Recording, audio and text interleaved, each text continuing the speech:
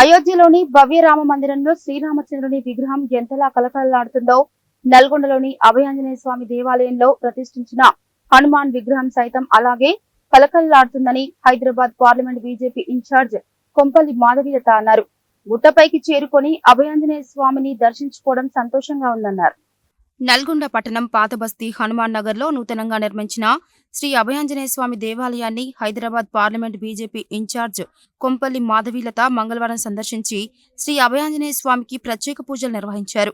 ఆలయ అర్చకులు ఆమె పేరిట అర్చన చేసి వేద ఆశీర్వచనం చేసి తీర్థ ప్రసాదాలు అందజేశారు. ఈ సందర్భంగా ఆమె మాట్లాడుతూ హిందువులందరూ కలిసి ఎన్నో ఏళ్లు పోరాటం చేసి ఆలయ నిర్మాణం కోసం స్థలాన్ని సాధించారని, పోరాడి సాధించుకున్న ప్రదేశంలో అద్భుతమైన ఆలయం నిర్మించారని కితాబిచ్చారు.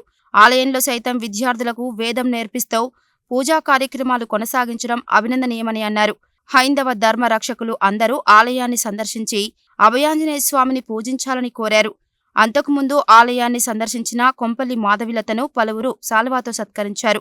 ఈ కార్యక్రమంలో బండారి ప్రసాద్, ఆలయ అర్చకులు వెంకటేశ్వర శర్మ, స్థానికులు కాశమ్మ, గుండెబైన వెంకన్న యాదవ్, నరాల శంకర్, ఆవుల కోటి, మహేష్, సాయి, సతీష్, లక్ష్మి, కిరణ్, సాయి కుమార్, కృష్ణ, మధు, వెంకట్ తదితరులు పాల్గొన్నారు.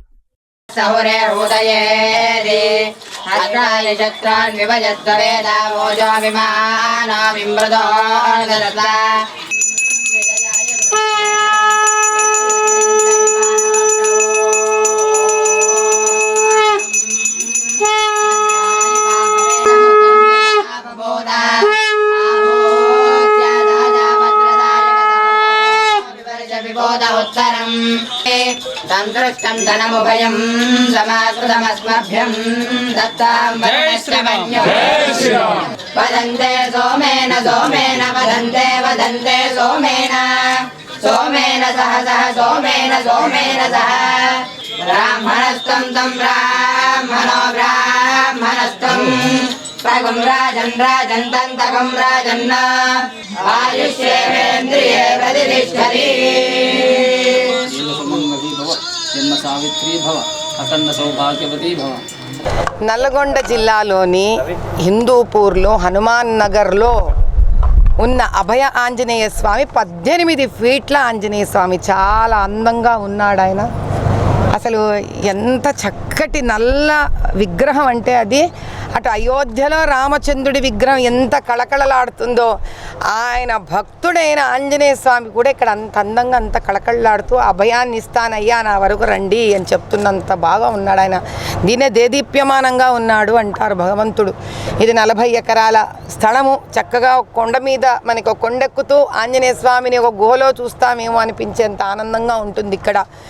పాపం చాలా ఇబ్బందులు ఉన్నా కూడా దీనికోసం పోరాడి కలెక్టర్ దగ్గర నుంచి ఈ స్థలాన్ని వీళ్ళు హైందవ ధర్మ సంస్థాపన కోసం సాధించుకొని ఇక్కడ ఇంత అద్భుతమైన అభయ ఆంజనేయ స్వామిని స్థాపించి దీంతోపాటు ఇక్కడ ఉన్న బ్రహ్మగారు అంటే అయ్యగారు కూడా మంచి పిల్లలకు వేదం నేర్పిస్తూ చాలా శాస్త్రోక్తంగా ఉన్న ఆంజనేయ స్వామి గుడికి కష్టాలు ఇబ్బందులు నష్టాలు ఉన్న వాళ్ళందరూ మంచి కోరుకునేవాళ్ళు, ధైర్య సాహసాలు కావాలనుకున్న వాళ్ళు, ధర్మం నిలబెట్టాలనుకున్న వాళ్ళు, కుటుంబాల కోసం పిల్లల కోసం చెడు కీడు అన్నీ తొలగించుకోవడానికి కోసం ఇక్కడికి రావాలని కోరుకుంటున్నాను.